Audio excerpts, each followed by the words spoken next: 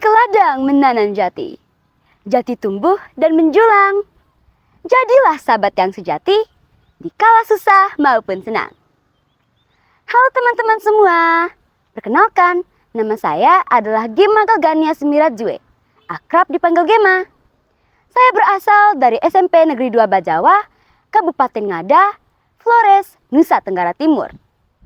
Kali ini saya akan membawa satu dongeng yang berjudul Kisah Kera dan Bangau. Penasaran kan teman-teman? Nah, beginilah ceritanya. Pada zaman dahulu, di suatu daerah, hiduplah seekor kera yang bersahabat karib dengan seekor bangau. Pada suatu hari, kera datang mengunjungi rumah bangau untuk mengusulkan suatu pekerjaan yang dikerjakan secara bersama, yaitu saling membantu membuka ladang jagung.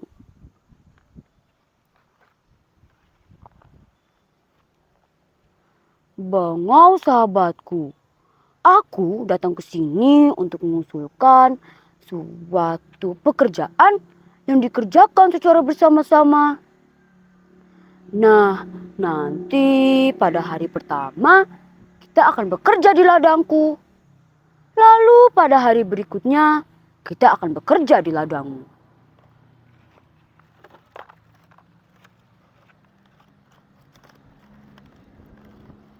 Ya kera, itu usul yang sangat baik. Kamu memang sahabatku yang paling cemerlang. Dengan begini, kita akan bekerja dengan lebih cepat.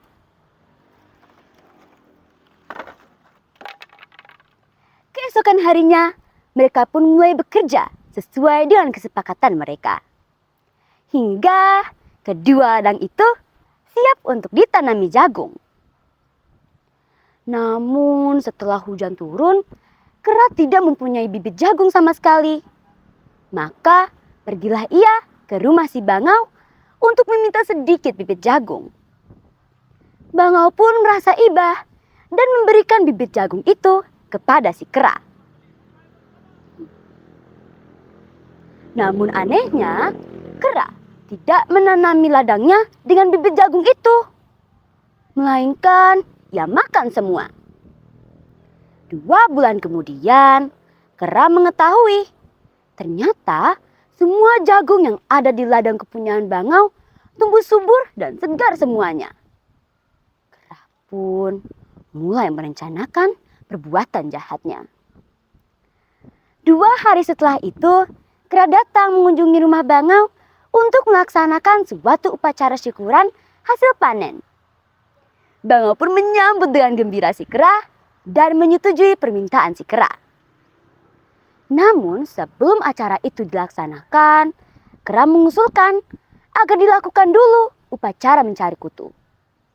Kera meminta agar dia duluan saja yang mencari kutu di tubuh si bangau.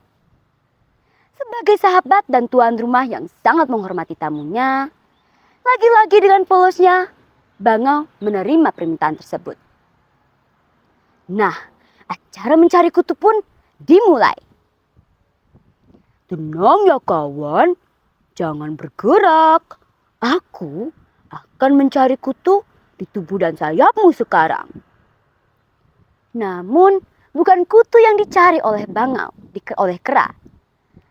Melainkan dengan sekuat tenaga, kera memeluk tubuh bangau dan mencabut semua bulu yang ada di tubuh dan sayap bangau. Apa yang kau inginkan daripadaku? Mengapa kau tega melakukan ini semua kepadaku? Aku ingin terbang lagi. Lepaskan. Setelah semua bulu di tubuh dan sayapnya dicabuti semua, kera pun meninggalkan si bangau. Kera memanggil semua kerabatnya untuk mengambil semua jagung yang ada di ladang kepunyaan bangau. Mengetahui hal ini, bangau merasa sangat sedih dan kecewa. Mengapa sahabat karibnya tega melakukan ini semua kepadanya? Ia pun berdoa kepada sang angin untuk menolongnya. Ia ingin kuat dan terbang seperti dulu lagi. Ajaibnya, doanya pun dikabulkan. Semua bulu di tubuh dan sayapnya bangau tumbuh kembali seperti semula. Setelah merasa cukup kuat untuk terbang, bangau pun ingin membalas perbuatan jahat si kera. Bangau pun berpura-pura membawa kabar gembira. Tanpa merasa bersalah sedikit pun, kera mendengar kabar itu dengan sangat gembira. Ternyata di suatu taman, di sebuah pulau kecil, terdapat banyak sekali buah-buahan yang sangat enak dan manis. Tampilannya sangat memesona. Kita harus ke sana, kawan. Hah? Wah, benarkah? Itu adalah sesuatu yang menakjubkan. Namun, apakah pulau itu jauh? Ya, kawan. Kita harus menyeberangi lautan untuk ke pulau itu. Namun tenang saja. Aku akan membangun sebuah perahu yang sangatlah besar. Agar kita juga bisa membawa buah-buahan dari situ. Wah, benarkah? Terima kasih, kawan.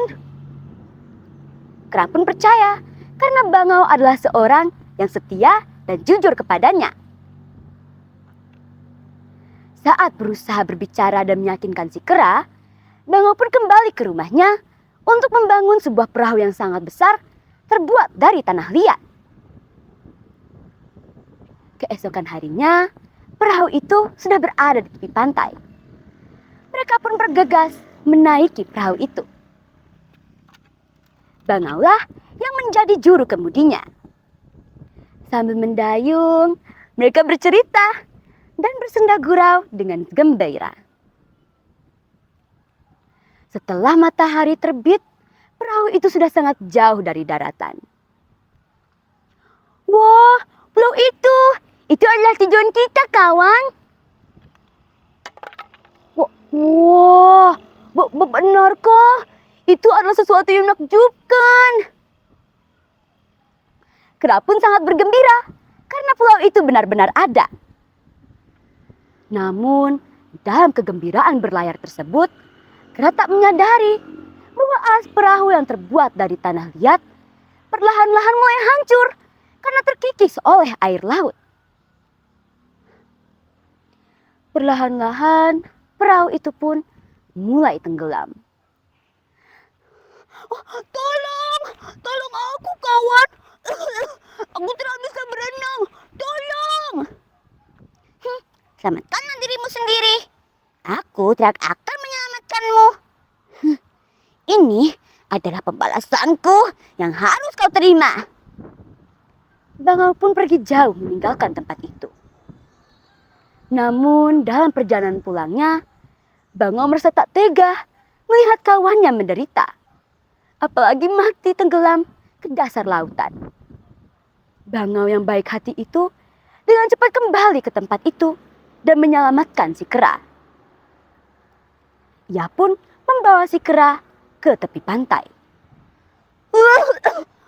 Apa yang terjadi kepadaku?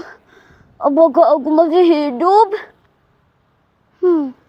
Jika aku tidak menolongmu, mungkin sekarang kamu sudah mati tenggelam ke dasar lautan. Tetapi sebagai sahabat yang sejati, aku tak tega melihatmu menderita. Apalagi mati tenggelam ke dasar lautan. Wah, benarkah? Aku sangat berterima kasih, kawan. Aku menyesal atas perbuatanku dulu. Sebagai untuk membalas budi baikmu, aku berjanji tidak akan membalas perbuatanku yang jahat ini. Atau mungkin aku tidak akan mengkhianati persahabatan kita lagi. Sungguh aku berjanji. Baiklah kawan, aku maafkanmu. Mereka berdua pun berpelukan untuk saling memaafkan. Selanjutnya, mereka menjadi dua sahabat yang setia, penuh kasih sayang, dan bersimpati. Setiap pekerjaan yang mereka melalui pasti selalu saling membantu untuk memenuhi kebutuhan hidup mereka. Dengan begitu, bangsa keturunan mereka masih ada dan berkembang hingga saat ini. Nah teman-teman, asik kan ceritanya? Demikianlah kisah dari si bangau dan si kera. Adapun pesan moral yang dapat kita petik dari kisah ini. Sebagai sahabat yang sejati, Sebagai sahabat yang sejati, kita akan selalu mengingatkan kepada kebenaran dan kebaikan. Oleh karena itu, jauhilah sifat licik dan kebohongan. Karena itu akan merusak nilai kejujuran dalam persahabatan. Demikian dari saya, sampai jumpa.